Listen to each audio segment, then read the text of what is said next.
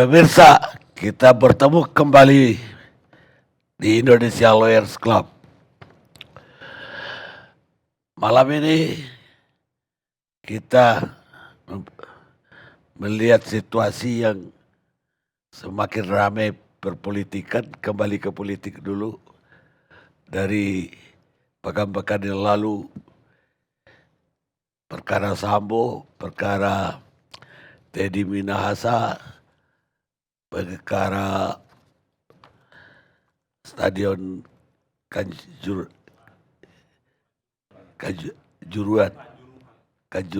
di Malang. Sekarang kita melihat bahwa hari-hari ini Ibu Megawati memanggil Ganjar dan bahkan menindak salah satu kadernya, Rudi dari Solo, kader PDIP dari Solo, gara-gara dianggap kecepatan mendukung Ganjar. Walaupun Rudi bertahan bahwa apapun terjadi dia akan tetap dukung Ganjar. Sementara Ganjar sendiri udah dipanggil kemarin.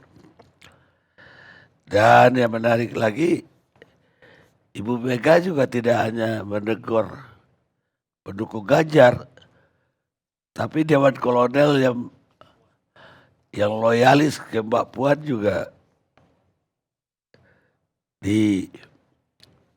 diperingatkanlah oleh Ibu Mega.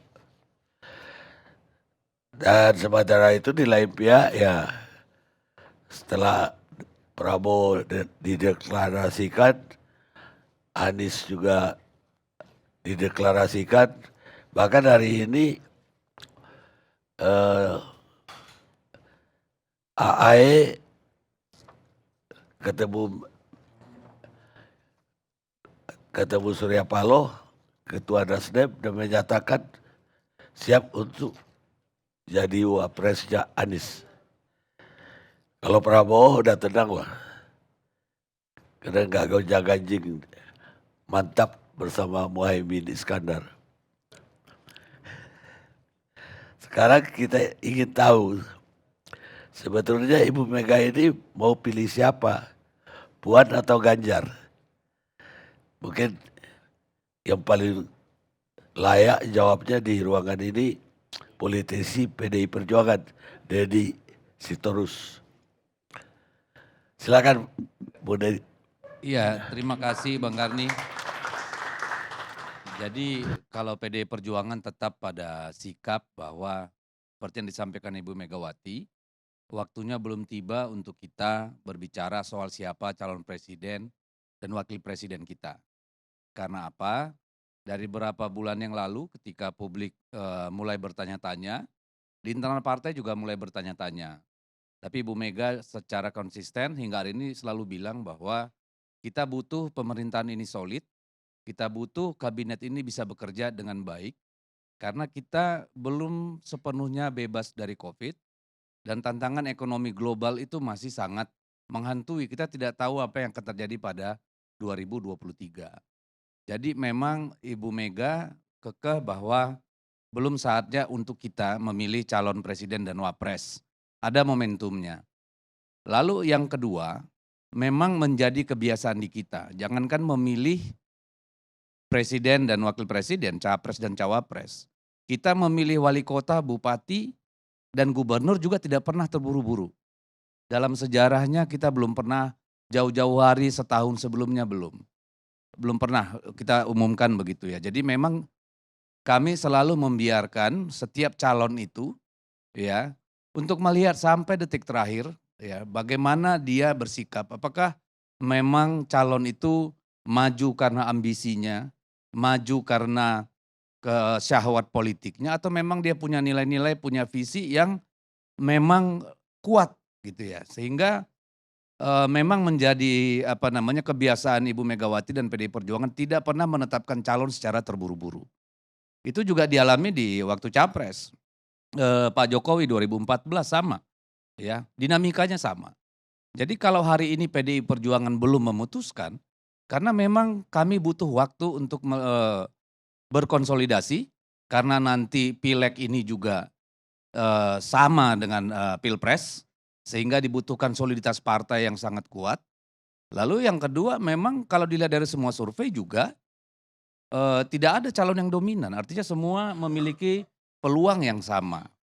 Jadi kemudian kami juga melihat, Ibu Mega juga melihat bahwa tidak ada urgensi, bahwa harus hari ini, minggu ini, bulan depan, harus buru-buru menyebutkan nama calon. Jadi kami sangat berharap agar publik menghargai posisi ini, karena kami tidak ingin terburu-buru, pemerintah masih butuh solid, pemerintah dan negara ini harus siap menghadapi benturan ekonomi di tahun yang akan datang, sehingga ketika nanti Ibu Mega merasa bahwa waktunya, momentumnya sudah tepat, itu pasti diumumkan. Dan kami percaya Ibu Mega tidak akan mengambil keputusan dari ruang hampa. Pasti akan mendengar suara-suara dari bawah struktural partai, ya, mulai dari anak ranting-ranting, kecamatan, kabupaten, provinsi, dan seterusnya. Bahkan senior-senior partai, bahkan tokoh-tokoh masyarakat, para negarawan di republik ini. Jadi Ibu Mega tentu akan mengolah semua informasi itu pada saatnya untuk kemudian mengambil keputusan. Karena itu kepada kami diminta untuk memiliki yang namanya kesabaran revolusioner, Bang Karni. Kesabaran revolusioner itu artinya kedisiplinan dalam mengikuti apa yang menjadi keputusan partai. Nah, dalam konteks itulah kemarin kenapa terjadi permasalahan ketika muncul yang namanya Dewan Kolonel. Karena Dewan Kolonel itu berada di luar struktur dan di luar kebiasaan PDI Perjuangan. Sebagaimana kita tahu DPP partai sudah memberikan peringatan kepada para teman-teman yang ada di situ, dan peringatannya itu peringatan yang sangat keras. Hal yang sama terjadi kepada Pak FX Rudi hari ini. Beliau juga diberikan sanksi yang sama dengan Dewan Kolonel, yaitu sanksi yang keras, peringatan terakhir, dan yang paling keras. Karena sebagai struktural partai, ketua DPC Solo, beliau paham betul harusnya bahwa fatsun di kita sesuai amanat Kongres, bukan sesuai dengan Ibu Megawati ya. Sesuai amanat Kongres, soal Pilpres itu menjadi ranah ketua umum partai. Hak prerogatif yang diberikan oleh seluruh kader yang ikut Kongres. Dan itu harus dihormati sebagai sebuah kesepakatan bersama. Sehingga penyimpangan dari fatsun itu tentu akan mendapatkan sanksi dari partai. Pak Ganjar juga dipanggil, Pak Ganjar dipanggil dan diberikan sanksi peringatan. Kenapa diberi sanksi peringatan? Karena tanggal 7 Oktober DPP sudah mengedarkan surat kepada seluruh kader untuk tidak berbicara hal-hal terkait dengan eh, Pilpres. Dan memang kita mengetahui pada waktu itu Pak Ganjar ditanya, kalau Anda ditunjuk sebagai calon presiden siap nggak? Beliau mengatakan untuk bangsa dan negara saya siap, dan itu memang seharusnya seorang kader seperti itu. Memang dalam kondisi yang sulit, beliau tidak menjawab salah, menjawab salah. Sehingga apa yang dilakukan oleh beliau dengan mengatakan untuk bangsa dan negara saya siap, ya memang kader harus seperti itu. Dan akibat pernyataan dari beliau itu tentu menimbulkan tafsir di luar ya, tafsir bermacam-macam, timbul lagi kegaduhan. Oleh karena itu beliau diingatkan dengan memberikan sanksi lisan, teguran lisan, bukan teguran tertulis atau teguran peringatan. Nah, kalau ditanya terus kenapa Mbak Puan nggak pernah? Loh, sepanjang ingatan kami Mbak Puan tidak pernah menyatakan hal terkait Pilpres. Ya, beliau tidak pernah gitu. Jadi tidak pernah mendapat pemanggilan dari Badan Kehormatan Partai gitu ya. Nah, saya kira itu kalau dari kami, dan kami memohon agar masyarakat bersabar karena seperti dikatakan Pak Jokowi, memilih presiden dan wakil presiden, memilih pilot dan co-pilot itu tidak bisa sembrono. Bukan berarti kami menganggap bahwa atau Pak Jokowi menganggap yang sudah ada itu sembrono, tapi beliau kan sebagai seorang presiden tentu punya informasi dan konteks untuk berbicara. Tetapi bagi kami ya itu terserah partai-partai lain. Ya, mau calonkan sekarang, mau calonkan besok itu hak konstitusional partai-partai yang harus kita hormati. Tapi PDI Perjuangan tetap, Ibu Megawati tetap memerintahkan kita untuk disiplin dan loyal, untuk tidak ikut dansa-dansi politik, tidak gerasa-gerusu, Karena pada saatnya momentum itu akan datang dan semua tahapan pemilu akan kita lalui sebagaimana layaknya. Jadi tidak ada yang harus terburu-buru kalau menurut kami. Demikian Bang Karni, makasih. Ya tapi kalau sekedar mengelus-elus calon, bukan mendeklarasikan kan. Dewan kolonel itu maksudnya mengelus-elus Mbak Puan. Jadi kalau nanti dicalonkan udah cemerlang, udah bersinar lah. Begitu juga FX Rudy. Ya dia cinta banget sama Ganjar, apalagi bekas gubernurnya, ya dia tentu ingin membesar-besarkan Ganjar. Nah, justru di situ batasnya tegas sekali kalau menurut kami. Kalau mau memoles seseorang, silakan dengan melalui kinerjanya yang baik, tidak harus dikait-kaitkan dengan pilpres. Karena seturut dengan ketika kader partai, petugas partai, aparatur ideologis partai itu bekerja di lapangan terus-menerus, melakukan hal-hal yang konkret dan relevan dengan kebutuhan masyarakat, serta-merta tentu akan memberikan keuntungan elektoral. Tetapi kemudian kita dipakai embel-embel presiden dan wakil presiden, itu sudah keluar dari fatsun yang ditetapkan oleh partai untuk tidak berbicara tentang presiden dan wakil presiden. Kalau hanya di dalam internal partai silakan, tidak ada yang melarang. Tapi begitu ke publik, itu menjadi persoalan karena yang berhak untuk mewakili keluar partai itu hanya Ibu Megawati sebagai ketua umum. Ya dia Ibu Mega dalam hal ini ya anunya saya ya, menurut saya kayaknya rahasia banget siapa yang akan maju. Saya kok khawatirnya nanti kejutan dibikin Ibu Mega. Bisa-bisa yang dicalonkan itu iya, ya nggak disebut-sebut. Yang dicalonkan jadi presiden. Kalau Dan saya melihatnya begini Bang dan Karni. Puan dijadikan wakil presiden. Kalau saya sih berpendapat bahwa Ibu Mega tidak seperti saya sampaikan tadi di awal. Mega tidak mungkin mengambil keputusan dari ruang hampa Bang Karni. Tiba-tiba keluar nama yang tidak dikenal oleh masyarakat atau menafikan posisi PDI Perjuangan sebagai pemenang pemilu legislatif. Ya, jadi saya kira kami sangat percaya bahwa Ibu Mega akan memilih yang terbaik tidak saja untuk partai, tetapi juga untuk bangsa dan negara gitu ya. Jadi itu yang menjadi kepercayaan kami dan seperti biasanya Ibu Mega selalu melakukan proses internal partai. Nanti kita pasti ada yang namanya raker camsus, rapat cabang khusus dan seterusnya sampai kita rakernas. Nanti di rakernas itu semua usulan daripada struktural partai itu disampaikan dan itulah yang kemudian menjadi salah satu bahan dari Ibu Megawati untuk memutuskan. Dan juga senior-senior partai yang sudah tidak lagi aktif di partai, bahkan tokoh-tokoh masyarakat, bahkan mungkin ilmuwan politik seperti dan komunikasi politik seperti Bang Effendi Ghazali ini atau Bung Henry juga bisa saja dimintai pendapatnya gitu. Jadi dan partai ini berkomitmen untuk memecahkan rekor hat-trick memenangkan pemilu legislatif. Jadi kami percaya bahwa apapun keputusan yang diambil, itu akan menjadi keputusan yang akan membahagiakan, tidak saja bagi PDI Perjuangan, tapi juga bagi masyarakat secara keseluruhan. Jadi saya merasa akan agak aneh kalau tiba-tiba ada orang lain yang tidak masuk dalam radar publik, menjadi calon atau kemudian bahwa kita menyerahkan estafet kepemimpinan di mana kita bukan sebagai penentu. Tapi itu terserah Ibu Megawati nantinya karena kita juga, harus percaya bahwa semua dinamika yang ada sekarang ini bisa saja berubah, tidak ada yang ajak. Kita juga harus membuka pikiran bahwa tiba-tiba mungkin Anies tidak jadi dicalonkan oleh Nasdem, bisa aja. Bisa. Ya, bisa saja Pak Prabowo memutuskan tidak maju, misalnya kan bisa aja. Jadi tidak ada yang ajak pada saat ini, semuanya dinamis gitu. Jadi apa yang terjadi sekarang pada akhirnya semua akan duduk. Tentu yang pertama untuk melihat kepentingan partai masing-masing. Yang kedua tentu untuk kepentingan bangsa dan negara begitu. Sebelum diberikan sebelum ditanya kita tadi disebut-sebut loh. Lebih baik kita nanya duluan kan. Enggak, bagaimana PDIP melihat Pak Presiden tuh kan bilang begini Datuk Karnilias, maaf nih sebelum giliran, kan dia bilang gini, itu Pak Erlangga Hartarto di depan acara ulang tahun Golkar kan, ketemu sama pimpinan partai lain, jangan rangkul-rangkulan terus gitu. Ya kan?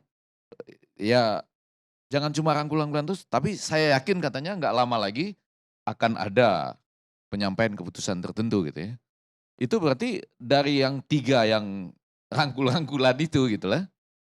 Itu kira-kira kalau PDIP melihat siapa yang kira-kira mereka akan segera nyatakan bersama. Itu Pak Presiden loh yang melihatnya kan dan menyatakan demikian.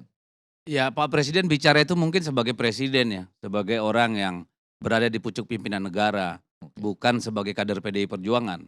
Ya, jadi saya agak susah juga jawab itu, Ya. Bang Effendi. Mungkin Bang Effendi justru yang harus kasih kisi-kisi sama Nggak, kita. saya pikir waktu itu habis Bapak Presiden bicara begitu, karena Bapak Presiden biar bagaimanapun nggak bisa dipisahkan sebagai kader PDIP, dia langsung diberi surat oleh PDI Perjuangan teguran lisan. Anda Atau kurang memiliki pertanyaan itu nggak usah dijawab ya. Anda kurang memiliki kesabaran revolusioner. Ya kan tadi dalam konteks itu harus dipisahkan lah ya. Iya. Walaupun itu embedded di dalam diri presiden, tetapi dalam konteks pidato presiden itu harus dipisahkan. Bahwa pada saat itu presiden bicara sebagai kepala pemerintahan, bukan sebagai kader PDI Perjuangan. Atau cuma bercanda, jadi nggak menakutkan. Bisa jadi. Saya nggak berani suuzon. Jadi Nggak, Mbak, sebelumnya kan makan ngomongnya ojo ke susu tuh. Sebelumnya ojo ke susu. Sekarang sudah Jangan terlalu lama. jangan terlalu sekarang. lama, rangkul-rangkulan mulu, kurang Iya, lebih jadi gitu ya. agak beda nih. Ada hal-hal yang mungkin kalau itu bikin orang merinding istana juga. mungkin yang harus jawab, bukan Oh. saya. Mungkin maksudnya jangan ke susu Ganjar. Oke. Tapi Erlangga boleh ke susu. Tapi kembali ke diskusi kita tadi, saya kok berimajinasi ya. Tiba-tiba Ibu Mega mengumumkan calon presidennya justru Prabowo, wakilnya Puan.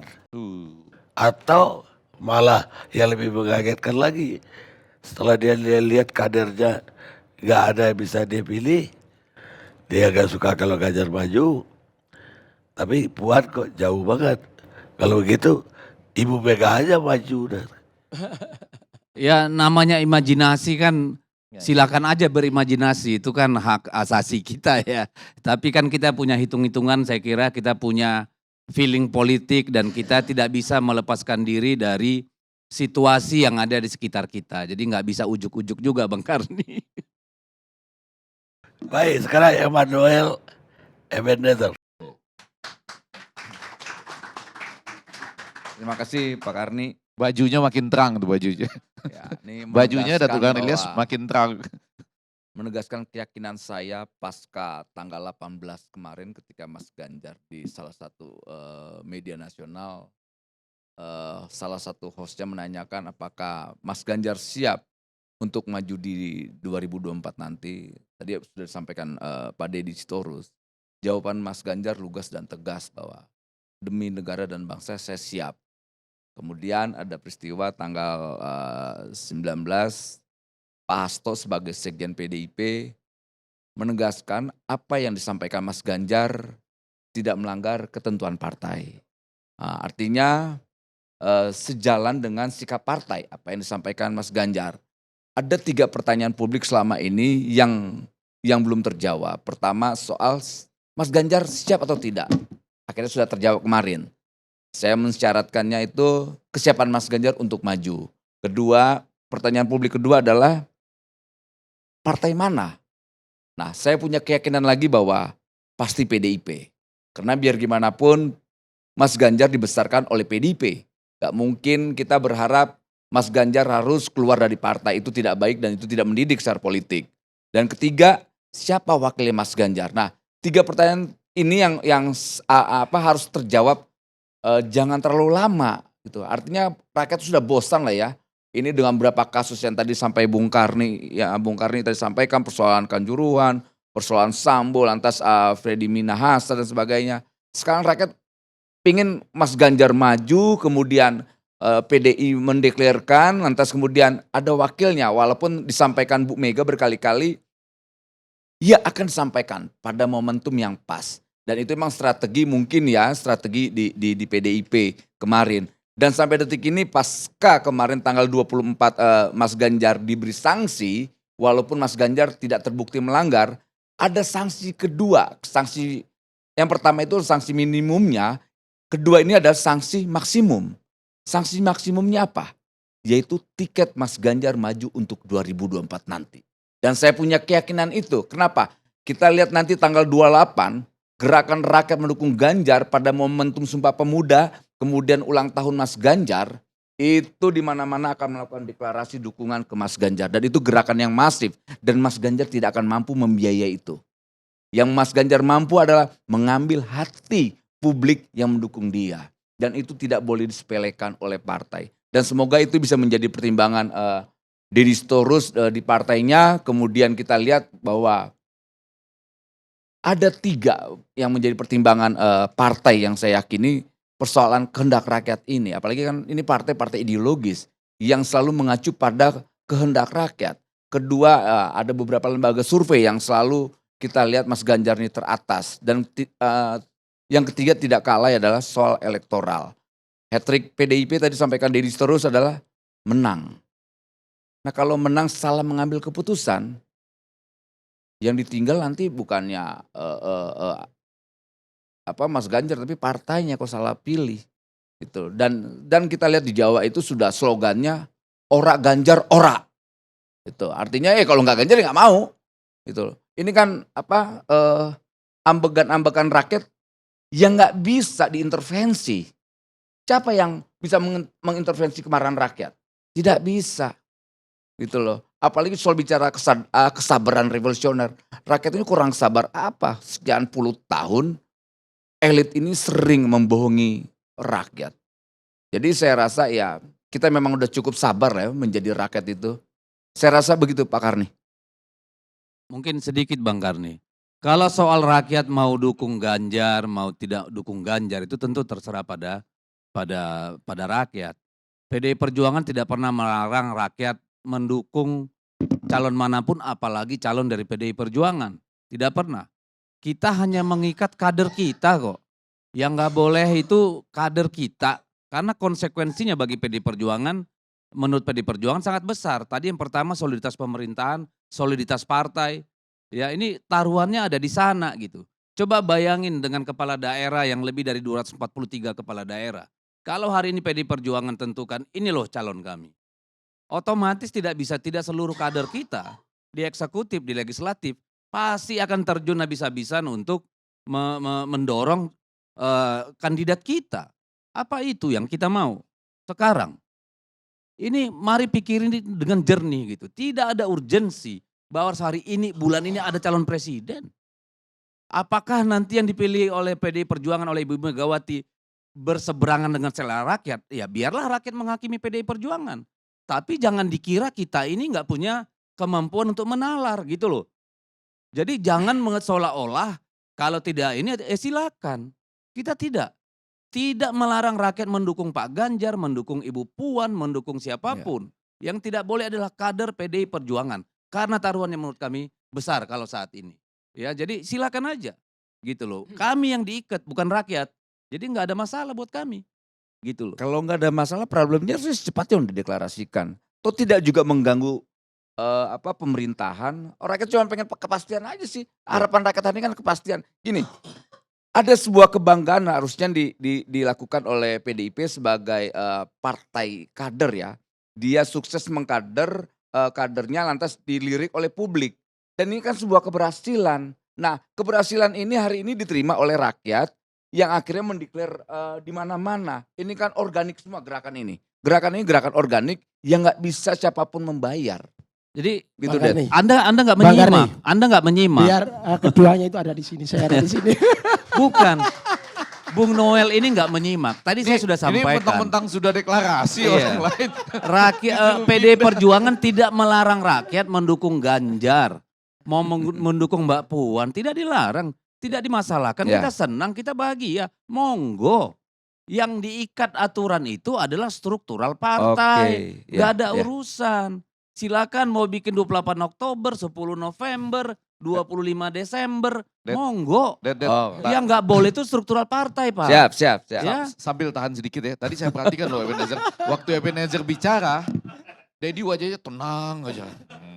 lihat ke depan gitu aja ya. Ebenezer, jangan-jangan semakin relawan bergerak begini, Ibu Meganya semakin lama tuh. Karena Enggak. dia pernah bilang, jangan bermanuver.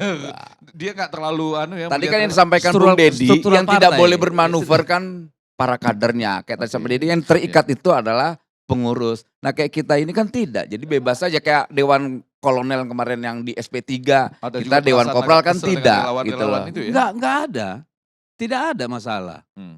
Ya, silakan aja kan. Apakah pernah ada petinggi Ya. PDI Perjuangan yang melarang deklarasi relawan? Ya, Enggak enggak. ada. Enggak pernah. Saya- Mau saya dia bikin Dewan Kopral, tanya Dewan itu, Barada Jadi, juga enggak ada urusan. Bang Karni, gimana cara misahnya nih? Udah gini. Nggak, Atau ini- sekalian aja nih. Bisa dipisah kalau Ebenezer bisa bilang misalnya, sekiranya tidak dengan PDI Perjuangan, masih ada skoci loh misalnya. Nah bisa begitu nggak tuh? Enggak, itu Jadi tidak mendidik. posisi apa tuh bargaining juga gitu. Mungkin nggak Ebenezer? Masih. Hah? Kalau PDIP enggak. Gini, Ya, Prof, itu ini kan masih dinamis ada. sekali nih persoalan Karena pilpres ke Nasdem dulu depan. kan juga mendukung, ya kan? Jadi masih ada tempat. nggak, Gak usah khawatir. makanya ya. pertanyaannya itu. Urusan Mas Ganjar gak usah khawatir. Masih Makanya ada tempat. pertanyaannya, ngikutin Ganjar atau ngikutin PDI Perjuangan sebetulnya? Kalau kita tetap apa yang kita perjuangkan, Mas Ganjar hari ini, gitu loh. Nggak mungkin kita meleset dari apa yang kita Nah, itu perjuangkan. berarti terjawab, Prof. Nggak, Pertanyaannya. artinya dari partai manapun, Dari partai Ganjar. manapun. Nggak problem, tapi tetap kita mau ada standar etik yang harus disampaikan ke publik. standar Gitu loh. Standar etik, nggak mungkin dong.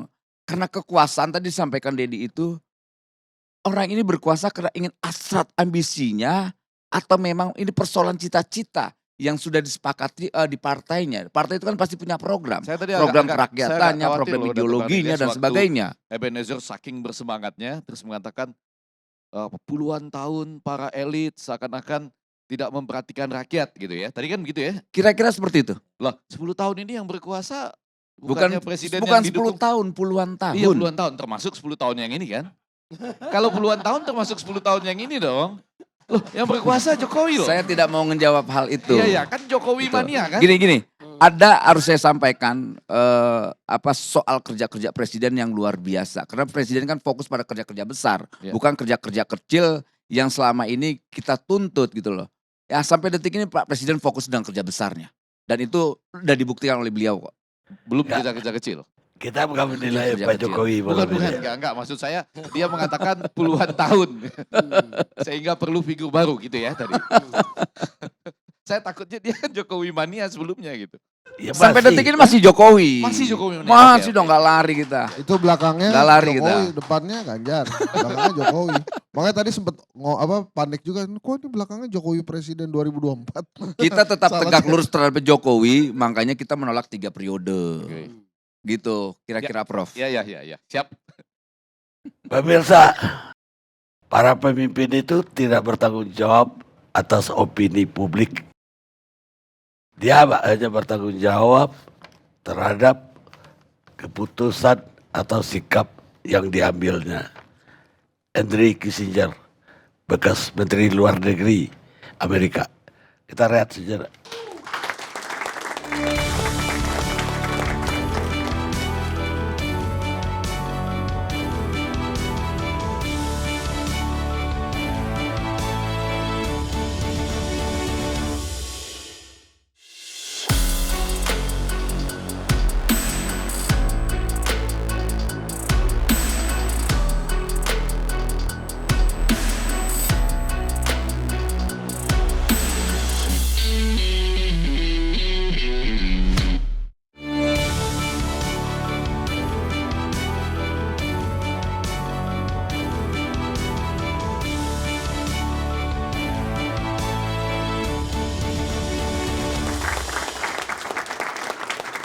Pemirsa, kita lanjutkan diskusi kita.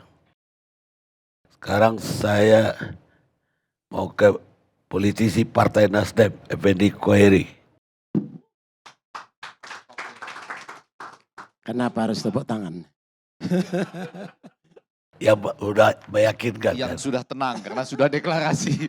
Deklarasi dan wakilnya hari ini udah merapat Ya, ke walaupun kemudian lembaga survei bilang, ini mohon maaf nih, pemilih partainya lebih memilih ke yang lain katanya. Apa pemilih apa? Kata survei Litbang Kompas, pemilih dari partainya sedang memilih calon presiden lain. Ya, datang dan pergi. Datang dari Apa Bang Karni? Pertanyaannya apa? Pertanyaannya itu tadi. Kalau saya tadi pakai teori inspirasi, imajinasi, PD pakai teori apa tadi? Fantasi. Dia teorinya Fata Morgana. Karena pengamat itu Fata Morgana. Mungkin PD query itu gambarannya seperti apa nanti di calon-calon pilpres. Ya Bang Karni.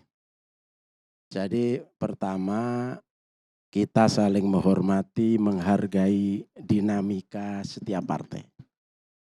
Kedaulatan masing-masing partai kita hormati, kita hargai. PDIP menghormati yang lain, kita menghormati PDIP dan yang lain-lain juga begitu. Di dalam mengambil keputusan setiap partai juga punya kalkulasi sendiri. Mungkin ada yang menganggap terlalu cepat, ada yang menganggap sembrono karena terlalu cepat gitu kan. Ada yang terlambat mungkin terakhir saja di tikungan akhir. Cari tengah-tengah itu kadang-kadang mah susah. Semuanya saya kira relatif. Jadi karena ini masalah subjektif dan kalkulasi setiap partai berbeda menjadi subjektif menurut orang lain tapi mungkin objektif bagi partai itu sendiri. Nah oleh karena itu semua ini harus dianggap tidak masalah. Semua ini bagian dari dinamika, biasa. Nah bagaimana ke depan menurut saya yang ada ini kok tidak akan jauh-jauh ya seputar ini ya. Ya Mas Ganjar, ya Pak Prabowo, ya Mas Anies. Saya kira kok di situ. Di situ. Meskipun di politik bisa saja liar gitu kan karena memang koridor hukumnya kan harus ini, harus itu kan tidak ada. Karena demokrasi ya serba mungkin, setiap saat bisa berubah. Tetapi secara umum dan juga lihat perjalanan setiap episode pergumulan politik terutama dalam pemilihan pemimpin-pemimpin ini tidak jauh-jauh amat dari apa yang dihasilkan oleh lembaga survei. Kita boleh mengatakan kita ini terperangkap oleh lembaga survei, tapi lembaga survei itu kan juga menggunakan ilmu. Ya, menggunakan ilmu jadi karena ilmu yang dipakai maka segala sesuatu ini ya tidak jauh dari ilmu itu. Jauh dari ilmu itu. Oleh karena itu kita ke depan tidak jauh dari ini lalu ketika kita bertarung kita berharap apapun backgroundnya, apapun alasannya, siapapun figurnya kita ke depan harus dalam pertarungan kita harus sehat, kita harus menyampaikan pikiran-pikiran, gagasan-gagasan yang cerdas, bersifat solutif, solusi-solusi untuk kepentingan bangsa. Ya, jangan lagi mempersoalkan ini suku apa, suku Jawa, suku Sunda, suku Cina, suku Arab, suku apa gitu. Itu semuanya sudah warga negara Indonesia, punya hak dipilih, punya hak memilih. Dan kita kompetisi dalam konteks pemikiran, konteks gagasan untuk kepentingan nasional. Jangan ada yang meragukan, kami tidak meragukan Mas Ganjar. Sedikit pun dia punya kemampuan. Kami tidak meragukan Pak Prabowo, apalagi jenderal. Tidak kemampuan dan komitmennya dan segala macam tidak. Tapi yang lain juga harus memiliki jadi semacam kita komitmen yang sama. Juga jangan meragukan kenasionalismean Anies sebagai cucu pendiri bangsa ya, salah satu pahlawan nasional. Nah, apabila kita sudah sama seperti itu, maka hiruk pikuk politik di masa yang akan datang itu hiruk pikuk yang sehat. Hiruk pikuk yang cerdas, hiruk pikuk yang senang, gembira ria. Karena ini pesta demokrasi. Bukan hiruk pikuk yang menyakitkan. Hiruk pikuk yang yang tidak produktif, yang membuat bangsa ini terbelah. Bangsa ini sakit secara hati gitu kan, pikiran, emosi. Saya kira Pak Karni juga punya tanggung jawab sebagai media yang hebat ini untuk mengarahkan ke sana. Mengarahkan ke sana sehingga politik kita dari periode ke periode, dinamika demokrasi kita dari periode ke periode semakin berkualitas dan semakin produktif. Saya kira itu, Bang Karni. Baik deh. Sampai hari ini kan PDIP kan belum menyatakan siapa calonnya. Apalagi mendeklarasikan. Bahkan kalau ada yang menyebut-sebut kader nggak boleh. Lah, di Kalau lain pihak, keyakinan kami di luar, ini bukan intervensi. Keyakinan kami, nggak mungkin lah Bu Mega menentukan selain Pak Ganjar sama Mbak Puan itu ya. Mungkin ya sekitar itu juga. makanya Dan itu judulnya bagus, itu penampilan oke, kualitas oke. Kami menilai ini luar biasa semua. Kader-kader terbaik bangsa juga. ya makanya di sini judulnya pilihannya Ganjar atau Puan gitu loh. Mega pilih siapa, Puan atau Ganjar? Kan nggak mungkin FPD Ghazali yang dipilih. Enggak, bukan, yang juga menarik adalah kan pada waktu Rakernas ya, Nasdem itu yang mengusulkan 3 nama. Ya, termasuk Pak Ganjar. Ya Pak Ganjar. Padahal malam ini kita berbicara temanya Mega memilih Puan atau Ganjar. Iya. Pertanyaannya kenapa Puan nggak dimasukkan dalam salah satu hasil Rakernas dari tadi dipuji-puji loh, sama Cari kualitasnya, perkara. sama pengalamannya, sama baiknya gitu. Kenapa nggak ikut masuk? Enggak, kalau saya mewakili menjawab. Jadi kalau yang barusan, yang puji-puji itu Iya. FPD query. Effendi Khoiri. Kalau yang tadi gak memasukkan Puan, Iya. itu Rakernas. Oh Rakernas ya. Cocok jawabannya, cocok Ari. Jadi saya wakili. Ada ya, jawabannya udah ya. Pertanyaan saya berikutnya. PDIP belum mengumumkan. Tapi Nasdem udah duluan jauh. Lah, apa tanggapannya Pak Presiden kemarin itu ditafsirkan publik nyindir Nasdem dengan kata-kata gerasa gerusu. Sembrono. Sembrono. Sembrono ya. Ya, jadi sehari setelah acara Golkar itu kita ngobrol-ngobrol begini dengan Pak Surya dan DPP yang lain. Di antara kami ada bertanya, itu pernyataan Presiden ini dialamatkan kepada siapa? Pak Surya menjawab, itu diarahkan ke Golkar. Jadi bukan ke kita, bukan. tidak dialamatkan kepada kita. Kan forumnya forum Golkar. Golkar malah disuruh buru-buru Hah? mengumumkan calonnya. Jangan ragu-ragu lentok. Ya, kan Setelah disindir yang gerasa gerusu atau yang sembrono. ya. Ya, jadi Pak Jokowi juga menyatakan silakan ditafsiri kan. Nah, kita menafsiri bahwa itu tidak dialamatkan kepada kita, kepada terserahlah kepada siapa. Jadi kita tidak baper, kita tidak kalau kita nanti memahami bahwa itu ke Nasdem, kita nanti baper. Jadi enggak. Karena dulu misalnya contoh, ketika Pak Jokowi mau jadi presiden 2014, PDIP kan belum ngusung Pak Jokowi, tapi Nasdem duluan. Apakah itu gerusa-gerusu? Apakah itu sembrono? Buktinya jadi, gitu kan? Buktinya jadi, gitu ya. Nah, kita tidak ke situ.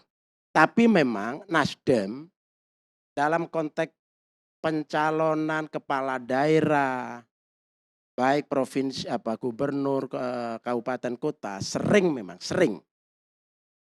dan lebih banyak, itu lebih dulu karena di Nasdem itu mekanismenya sederhana, gampang. Oh, rapat, bla bla bla, Pak. Ini menurut survei gimana? Oke, yakin, berbagai pertimbangan, selesai. Jadi memang lebih sederhana menggunakan dalil biasa. Kalau bisa dipermudah, kenapa dipersulit? Bukan dalil orde baru. Kalau bisa dipersulit, kenapa dipermudah?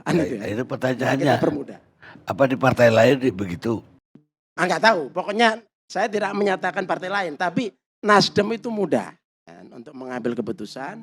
Falsafahnya kalau sudah kita lihat berbagai perspektif masuk, kita nggak usah lama-lama, karena di situ juga ada argumentasinya, Pak Karni. Dengan cepat kita sampaikan kepada publik, maka di satu sisi kita ada waktu untuk sosialisasi, di satu sisi rakyat bisa menilai, ada waktu untuk menilai lebih panjang, ya. Nah, ini juga untuk kepentingan rakyat. Kira-kira begitu, Pak Karni. Baik, sekarang Effendi Ghazali. Sama-sama Effendi. Ya, sama-sama Effendi. Assalamualaikum warahmatullahi wabarakatuh, Datuk Karni Ilyas dan para pemirsa. Waalaikumsalam. Sebelumnya waktu saya tampil itu salah satu kata kuncinya jahat bukan gitu ya. Yang malam ini jangan-jangan kata kuncinya adalah Datuk Karni Ilyas dan ILC kurang kesabaran revolusioner. Jadi, tapi kalau mau ke tataran yang lebih nyata Datuk Karni Ilyas, jangan-jangan yang ada di sini ataupun yang ada duduk di antara penonton malam ini serta yang ada di rumah, jangan-jangan pilihannya sama Datuk Karni Ilyas. Cuma karena kondisi-kondisi tertentu, dia nggak berani menyampaikan. Misalnya ada yang menunggu ketua umumnya lebih dulu. Kalau sudah ketua umum baru dia bicara gitu. Ada yang sudah terlanjur dihubungi oleh partainya, orangnya nggak mau. Lalu terpaksa mendeklarasikan yang lain misalnya gitu ya. Sementara akademisi itu harus pura-pura netral dulu. Sampai nanti pendaftaran baru memberikan komentar apakah mau jadi tim sukses atau tetap netral sampai habis atau jadi spin doctors. Enggak netral sebetulnya tapi pura-pura netral misalnya. Jadi bisa jadi sebetulnya pilihannya sama gitu. Nah, kalau khusus bagi saya pribadi memang agak ke kanan. Kalau pertanyaannya Ibu Mega akan milih Puan atau Ganjar, dua-duanya sulit. Puan itu ilmu komunikasi di UI. Betul ya? Walaupun ada yang bilang kesulitannya justru di berkomunikasi dengan rakyat. Tapi ilmu komunikasi di UI. Pada sisi lain, 15 tahun lalu saya ingat. Berarti yang gagal nih UI Iya, nih ya. harus selalu diakui. Kalau memang ada hal-hal yang tidak jalan mulus harus dicari tahu kenapa gitu ya. Nah, Dewan Kolonel kan sudah mencoba itu pada waktu itu ya. Nah, di sisi lain, Tapi saya potong dikit Iya, Bung iya. Effendi. Kalau dibilang Bu Puan komunikasinya kurang bagus, Bu Puan itu mendapatkan suara terbanyak dari seluruh caleg DPR loh. Setuju. Jadi kalau enggak komunikasinya Ada bagus, yang bilang, saya mengatakan ada yang bilang, ya kan? Jadi kalau ke sini seperti itu, kalau ke kanan saya ingat betul. 15 tahun lalu saya sama J. Kristiadi kalau nggak salah di salah satu Kok seminar. ada yang bilang, dosennya sendiri gimana Oh bilangnya? bagus, bagus. Oh, bagus. Cukup Ya, sudah bagus. alhamdulillah Cukup itu. bagus. Terus 15 tahun yang lalu saya dengan J. Kristiadi itu ya, ingat di satu seminar sama-sama bilang bahwa nanti ini suatu saat Ganjar ini akan jadi Presiden Republik Indonesia. Gitu. Jadi itu kenyataan gitu. Tapi baik kembali ke judul ini saya mau bilang, Ganjaris juga rupanya. enggak, bukan dong. Ini kan seperti tadi kondisinya. Orang harus tidak boleh menyatakannya sampai batas waktu tertentu yang berarti kalau kita tidak begitu, tidak punya kesabaran revolusioner. Gitu. Ya itu PDIP. Enggak, ini semua kan kesabaran revolusioner. Enggak, Hah? orang PDIP. Nah, saya mau mengatakan kesabaran revolusioner ini bisa lebih sederhana kalau kita lihat fakta begini.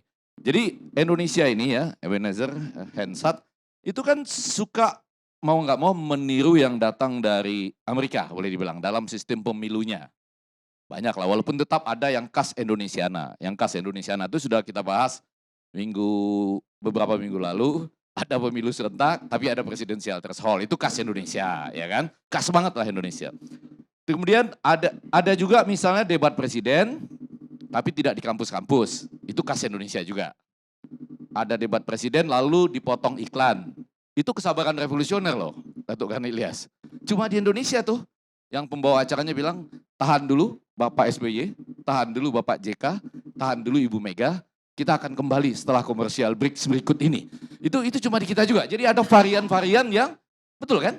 Cuma di kita tuh varian-varian yang luar biasa. Nah, saya mau keluar dengan fakta mengatakan begini, 1 tahun 6 bulan 1 hari sebelum pemilu presiden, 14 Februari 2024, Prabowo mendeklarasikan, ya partainya mendeklarasikan sebagai capres. 1 tahun 4 bulan 11 hari, Anies Baswedan dideklarasikan sebagai capres oleh Nasdem sebelum pemilu presiden ya.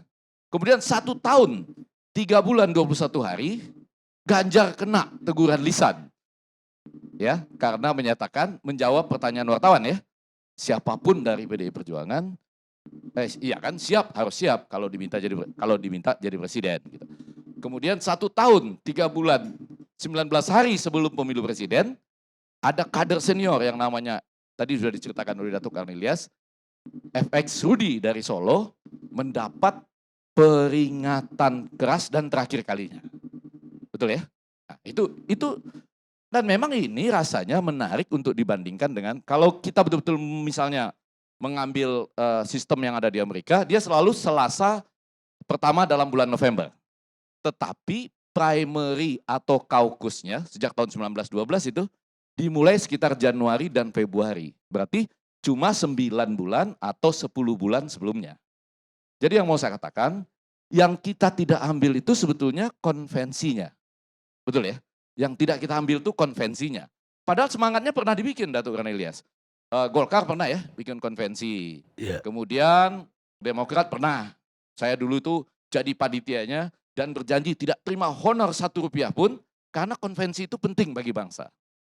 Pernah kan PDIP buat untuk Gubernur Jakarta ya waktu itu yang Faisal Basri ikut juga pesertanya gitu.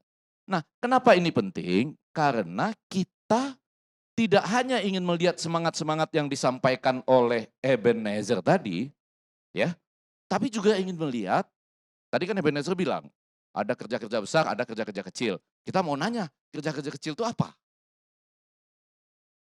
Boleh ya, Datuk Karnilias, artinya kan Jokowi dianggap melakukan kerja-kerja besar, agak kurang di kerja-kerja kecil. Kan kami mau nanya, kerja-kerja kecil apa ini?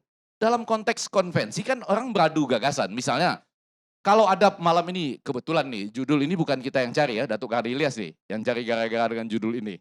Mega akan milih Puan atau Ganjar.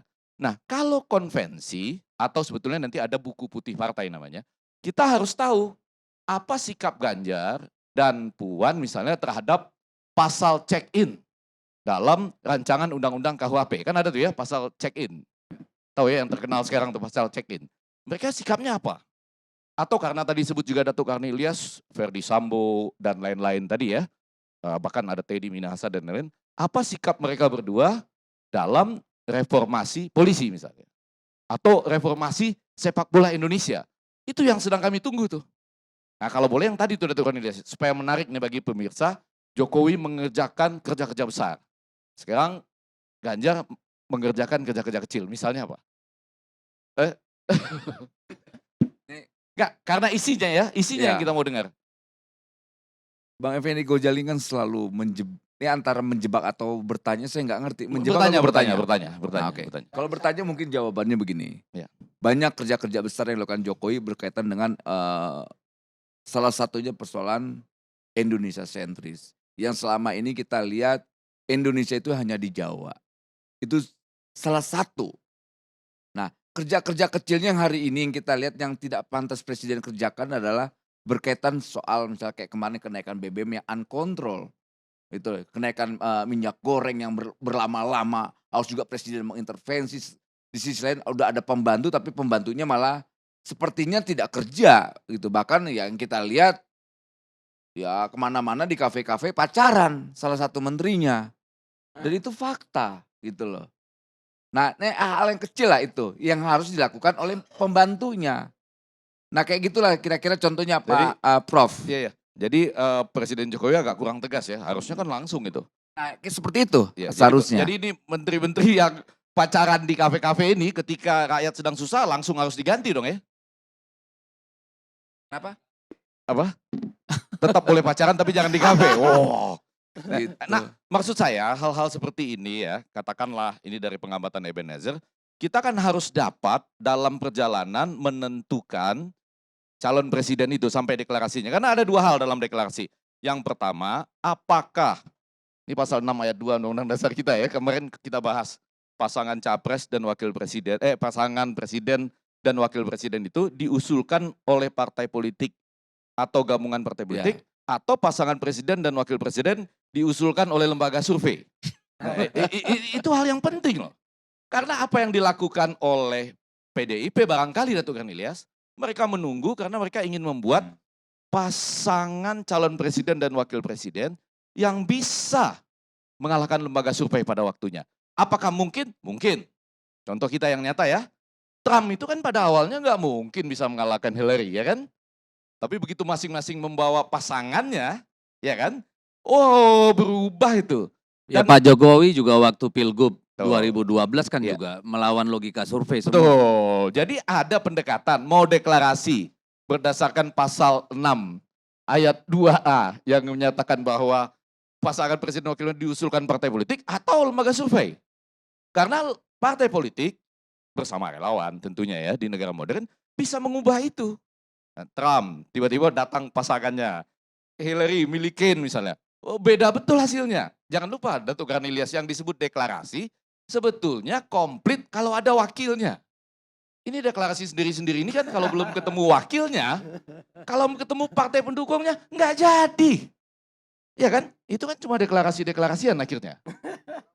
Nggak cukup di negara yang mengambil pemilu serentak tapi nggak ngambil kebebasan presidensial threshold-nya. Nah yang menarik justru nih Nasdem. Saya mau bilang menarik karena gini. Dia deklarasi dulu, ya, baru kemudian menyadari jangan-jangan hari ini survei Litbang Kompas itu bilang pemilih Nasdem sendiri, betul ya, lebih banyak memilih Ganjar dan Prabowo. Artinya mereka harus bekerja keras loh itu, betul ya, untuk mengatasi logika survei pada hari ini. Survei kan selalu potret. Untuk kemudian menjadikan yang sudah diusung ini lengkap dengan wakil presidennya untuk memenangkan menjadi calon presiden. Tapi saya mau cepat-cepat balik ke teorinya Datuk Kan Ilyas. Terima kasih sudah Ya, membuka dengan Yang ini nggak perlu dijawab ya? ya apa? Nggak perlu. Boleh juga. Ini kan kebetulan kita lagi sedikit orangnya, boleh ya Datuk Kan Ilyas ya? Ya Apa? memang fakta. Fakta bahwa Mas Ganjar juga ada pendukungnya di dalam Nasdem. Ya. Fakta. Lebih besar malah kalau menurut Maka nama itu kan memang ada dalam Ya. keputusan Rakernas, betul, gitu kan betul. wajar. Ya. Nah ke depan kita berharap, namanya harapan kan, yang pergi sedikit yang masuk lebih banyak, Oke. kan begitu. Walaupun Gitu. sementara ini Sementara yang sementara ada yang keluar, Iya. tapi bukan banyak. sementara ini menurut hasil survei agak minus ya. Enggak juga. Enggak. Buktinya pemilih- naik. Surveinya Nasdem kan naik. Enggak. Dari 3% menjadi Pemilih 5. lebih banyak memilih ke itu loh. Sebelum kita deklarasi, survei tentang Nasdem itu kan hanya 3%. Oke. Sekarang kan 5 sekian persen. Oke. Artinya secara keseluruhan naik, Ini tapi keren. ada sebagian yang memang pendukung Mas Ganjar ada yang keluar. Itu biasa aja. Ini bukan kita sesali, bukan kita biasa. Itu Malah bagian kita dari puji dinamika. karena nyambung ke teorinya Datuk Kan Ilyas tadi, teori imajinasi atau kami menyebutnya bisa dua, teori analisis fantasi, fantasy theme analysis, Ernest Borman. Tapi hampir semuanya tadi itu fantasi itu. Enggak, bukan. Saya mau tunjukkan sekarang. Satu lagi Irving Goffman dengan dramaturgi. Dia mengatakan begini, kalau orang melakukan aksi harus ada reaksi dalam sebuah drama itu. Atau dia mengharapkan orang akan terlibat dalam fantasi-fantasi yang ada. Dan itu terjadi, misalnya. Kan menarik ketika ada adegan seakan-akan Surya Paloh nggak jadi pelukan gitu ya. Dengan Jokowi gitu. Lalu ditanyakanlah ke Hasto gitu. Kan Hasto harus bereaksi, Datuk Kan Ilyas. Kan karena ini dramaturginya harus jalan terus. Akhirnya Hasto bilang apa coba? Ya kan kalau peluk-pelukan kan yang suka peluk-pelukan kan memang Surya Paloh sama Anies katanya gitu ya. Jadi selalu ada reaksinya. Nah yang saya menarik mencatat reaksi dari dalam PDI Perjuangan karena topiknya hari ini adalah Megawati antara Puan atau Ganjar. Saya catat tanggal-tanggalnya itu ya. Dewan Kolonel dibentuk kapan? 20 September oleh antara lain Johan Budi dan kawan-kawan gitu ya. Saya selalu sampai kapanpun fansnya Johan Budi lah yang saya anggap keren gitu ya. Dia bentuk itu, ya kan? Lalu dia nyatakan, Johan Budi menyatakan loh bahwa Dewan Kolonel itu sudah disetujui Mbak Puan. Itu komplit pernyataannya. Mulai 18 Oktober gara-gara diwawancara oleh stasiun televisi, Ganjar bilang kan, siapapun anak bangsanya harus siap, ya kan? Jadi presiden. Lalu tanggal 20 Oktober FX Rudi, tadi cerita pengantar Datuk Cornelius kan begitu. Mengatakan siap mendukung, apapun saya tetap PDI Perjuangan. Lalu apa yang terjadi coba? 18 Oktober, langsung 24 Oktober, ya, itu Ganjar dapat teguran lisan. Ya, sementara 20 Oktober, FX Rudi menyatakan itu, 26 Oktober, sudah langsung dapat peringatan keras dan terakhir. Ya kan? Yang Dewan Kolonel ini dari 20 September, kapan dia dapat tegurannya? Apakah lisan atau tidak? Itu seperti tidak dinyatakan ke publik, tapi alasan mereka cukup kuat. Kan tidak diminta oleh wartawan. Kalau diminta oleh wartawan, kita lakukan konferensi pers dan di depan publik. Tapi satu yang perlu kita catat, ini Datuk Cornelius, sehubungan dengan teori analisis fantasi tadi dan teori dramaturgi. Ketika ada peringatan keras dan terakhir, saya melihat senyum yang paling lebar, itu adalah senyum FX Rudi. Agak kurang masuk di akal saya tuh. Orang dapat peringatan keras dan terakhir, tapi senyumnya paling lebar. Ganjar itu tetap senyum, tapi khas Ganjar lah ya. Sementara FX Rudi itu senyumnya paling lebar dan besar. Yang mau saya katakan, kita tidak bisa melihat apa yang terjadi di dalam. Sama seperti konvensi yang harusnya menyatakan apa sikap-sikap di dalam. Jadi kalau berdasarkan teori imajinasi Datuk Cornelius atau teori fantasi, tema fantasinya dari Ernest Borman dan Erving Goffman, teori dramaturgi, kita harus bilang, yang paling diberikan fantasi paling keras atau paling cepat, itu yang akan dipilih. Itu dari teori loh ini. Itu dari teori. Walaupun saya mau mengatakan, saya mau menutup dengan ini nih, that Indonesia ini selalu luar biasa. Indonesiana dalam komunikasi politiknya. 5 tahun lalu, ada partai politik yang begitu mudahnya menghadapi presidensial threshold, tapi terlihat begitu susahnya mencari wakil presiden. Betul nggak? Baru pada saat terakhir, wakil presidennya diubah gitu. Padahal baju putih sudah di istana dan lain-lain sebagainya. Nunggu berhadapan-hadapan warung gitu. Ada nunggu di warung Padang, ada nunggu di restoran gitu. Padahal paling mudah untuk menemukan dari angka-angka threshold, tapi seperti paling sulit menentukan siapa wakil presidennya. Sebaliknya, Gerindra atau Prabowo itu harusnya paling sulit menemukan calon wakil presiden. Betul kan? Karena angkanya kecil untuk mencapai presidensial threshold. Malah jadinya Prabowo Sandi yang adalah satu partai. Melanggar semua logika perhitungan presidensial threshold, harusnya ini paling sulit tuh. Enggak tuh. Dengan kompromi kiri kanan, maka akhirnya lahirlah Prabowo Sandi yang dari satu partai. Pertanyaan tadi di samping tadi, Datuk Cornelius bilang, mungkin nggak Mega, ataukah mungkin nggak Prabowo atau siapa? Mungkin nggak menggabungkan dua tokoh ini dari PDI Perjuangan?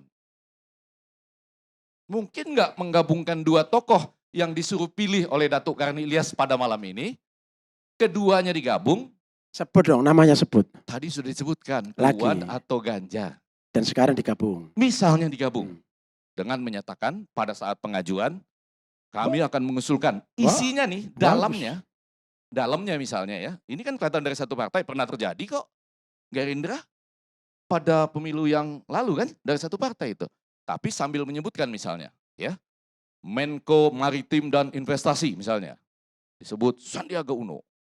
Menko apalagi ya? Menko Pembangunan Sumber Daya Manusia dan Kebudayaan, Ridwan Kamil misalnya.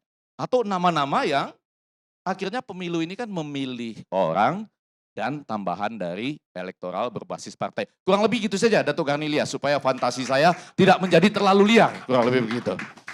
Makin liar soalnya, makin liar. Memang makin liar. Saya mau nanya Fantasinya sama sudah Bang terlalu Deddy. liar.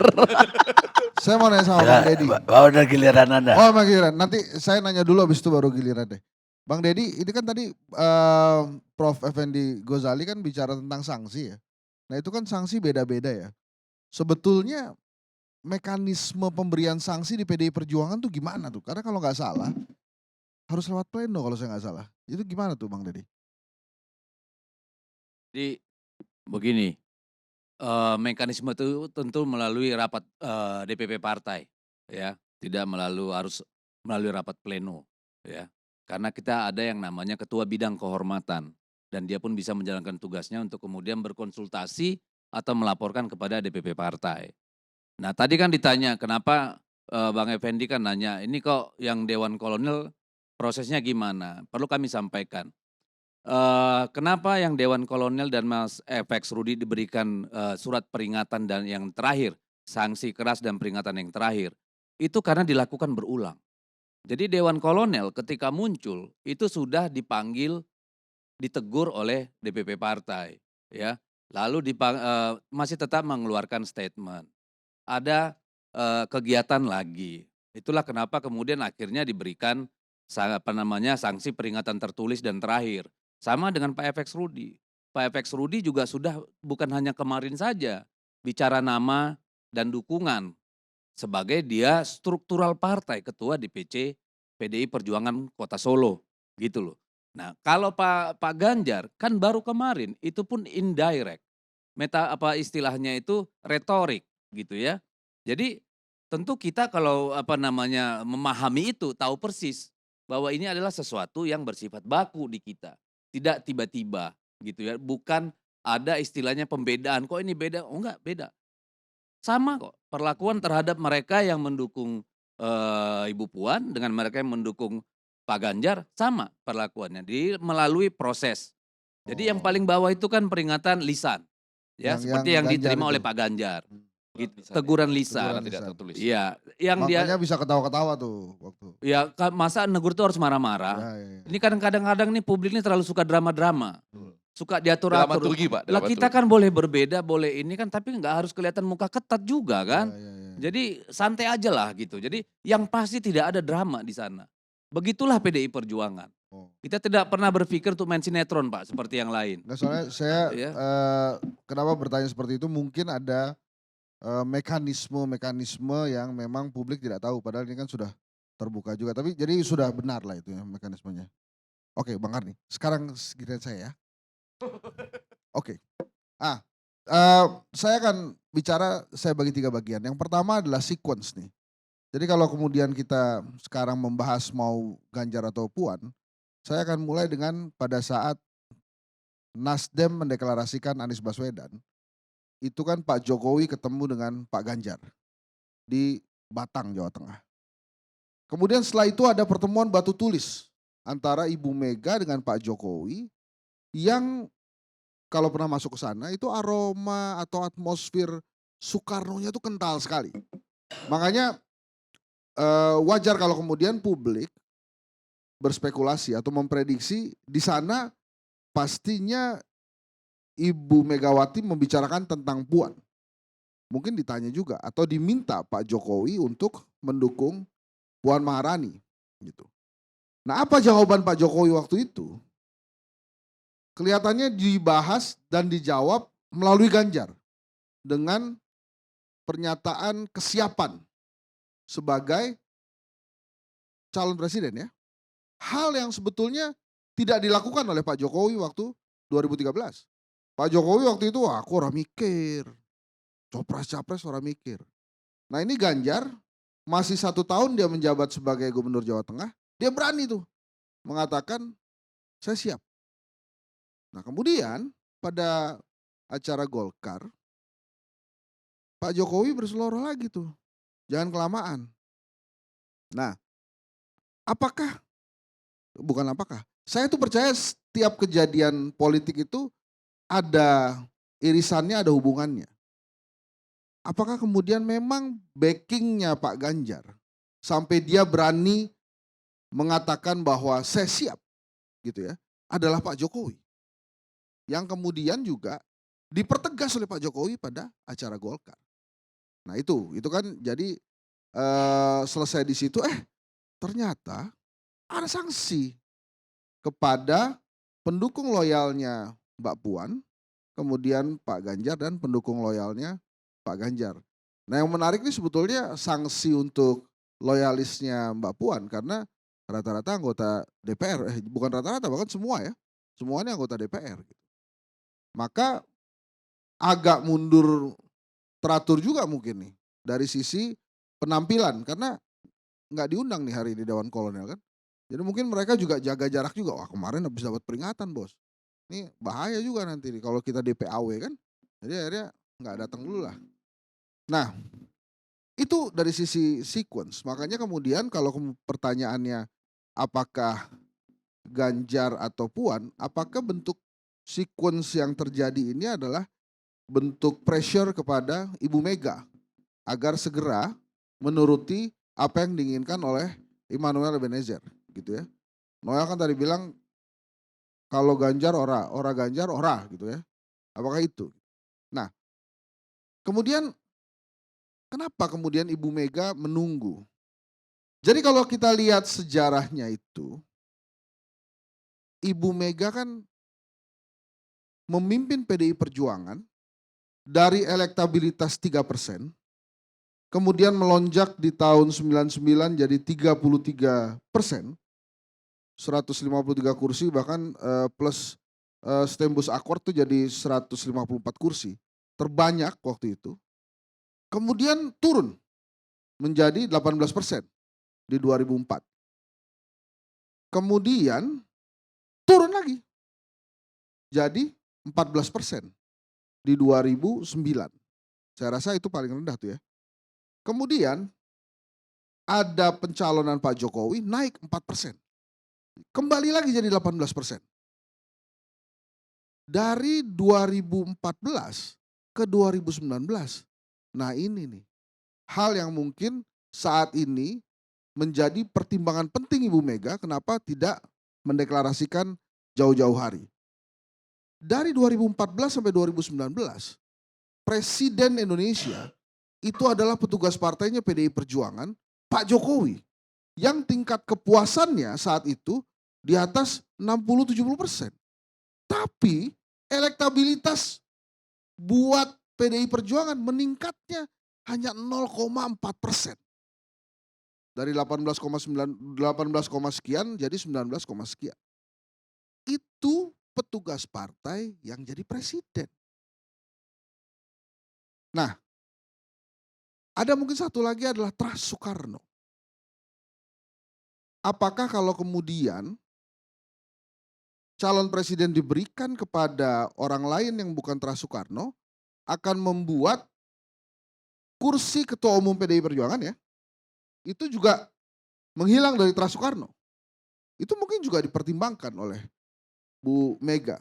Jadi artinya hanya kenaikan 0,4% kalau petugas partai saya menjadi presiden itu sama sekali bukan kenaikan elektabilitas yang baik dan bagus menurut saya buat PDI Perjuangan.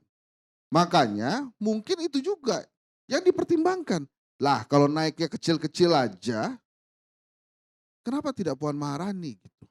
Yang memang sejak rahim itu sudah mengalami pergolakan perjuangan politik kan dikejar-kejar Soeharto kan. Makanya saya tuh percaya Mbak Puan ini anak ideologisnya PDI Perjuangan sebetulnya. Nah apakah kemudian hal-hal seperti itu pasti juga dipertimbangkan oleh Ibu Mega.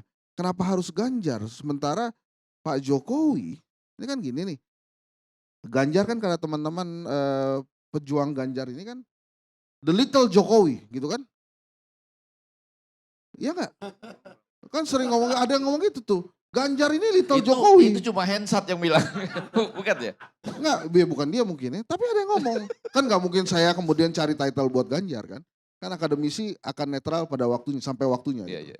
Nah, kalau Jokowi, kalau Ganjar dipersepsikan oleh pendukung Ganjar sendiri adalah the little Jokowi.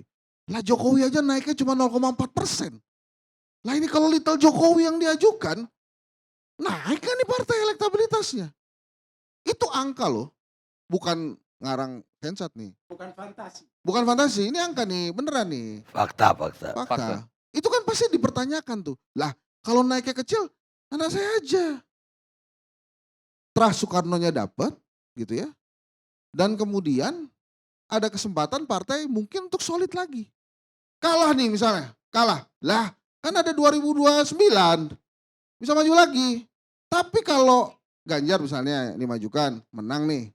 Puan nunggunya 10 tahun lagi. Kelamaan mungkin. Jadi mungkin ada pertimbangan-pertimbangan itu ya. Dan satu lagi Bang Karni, sebelum saya akhiri. Ini kan ada 2 skenario nih. Ya, 2 skenario. Yang pertama adalah skenario free market versi lembaga survei. Ada Anies, ada Ganjar.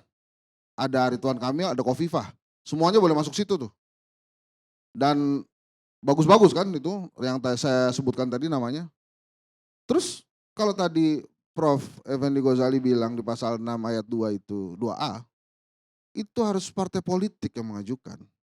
Terus partai politik berpikir, ya sudah, partai politik aja yang menentukan.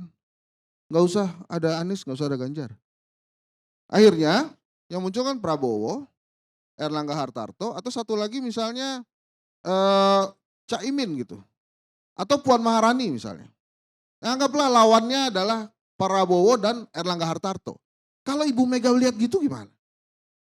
Wah, Puan, ini kalau begini aja, Mama juga oke nih bisa ini. Kalau lawannya begini. Bagaimana kalau kamu nanti 2029 aja? Sekarang Mama dulu. Atau kamu wapres. Gitu ya. Jadi kalau ada apa-apa, kamu cepat jadi presidennya. Kan ya itu fantasi kalau itu. Itu fantasi. Tapi itu kan bisa seperti itu tuh. Jadi artinya ada keinginan dari partai-partai politik gitu ya. Siapa sih yang mendeklarasikan Anies Baswedan? Baru Nasdem kan? Wah ini Demokrat sama PKS belum nih. PKS kasih menteri aja lah besok. Supaya nggak macam-macam gitu ya. Anies Baswedan supaya nggak kecewa. Terus agak-agak ambil friksi sedikit gitu kan. Kemarin kan kita bahas tuh ya. Ganti satu menteri Nasdem. Masukin Anies Baswedan di situ gantiin. Itu ya seru, itu fantasi juga. Tapi maksud saya, kita ini kan, ya saya lembaga survei juga, kedai kopi gitu, termasuk yang mendorong itu juga tuh nama-nama itu. Kalau kemudian ternyata partai politik beranggapan bahwa pokoknya kita mulai tradisi baru. Kalau mau jadi presiden harus masuk partai politik. Gitu. Maka kita mulai dari 2024 yang calon presiden untuk 2024 adalah elit-elit partai politik. Nah kalau udah begitu kan kita agak lama tuh nanti di TPS tuh milih. Aduh ini nggak ada. Terus kan sekalian kita menguji kekompakan Noel tadi tuh. Gimana tuh kira-kira tuh? Kalau nggak ada Ganjar tuh masih mau turun nggak atau mau akhirnya jadi mania yang lain tiba-tiba jadi aha mania. Wah itu boleh juga kan? Mungkin ya gitu kan. Jadi hal-hal itu tuh Bang Karni. Jadi menurut saya Ibu Mega mungkin banyak hal yang dipertimbangkan termasuk yang angka tadi. Loh petugas partai saya jadi presiden periode kedua hanya naik 0,4%. Nah ini gimana yang the little Jokowi ini? Jangan-jangan malah minus. Kan mungkin di pikirannya begitu juga gitu. Nah hal-hal seperti itu. Nah sekarang tinggal Ibu Mega pilih Puan Maharani yang tegak lurus sama aturan partai, kan belum disanksi kan sampai hari ini kan. Berarti kan dia tegak lurus tuh sama partai kan. Atau yang suka Kalau jalan kan sendiri udah di nih. SP3, Udah kena SP3. Puan kan enggak.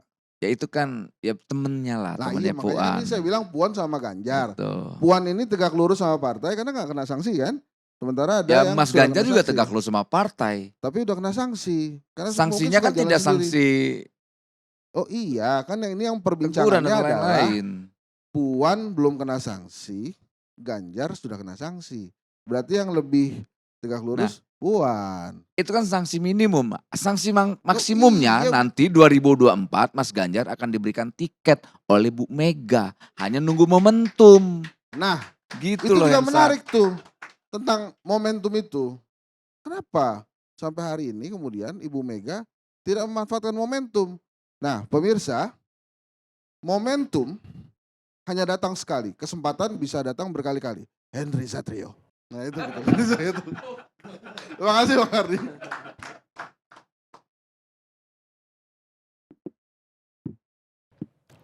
Pemirsa, dunia sudah berubah.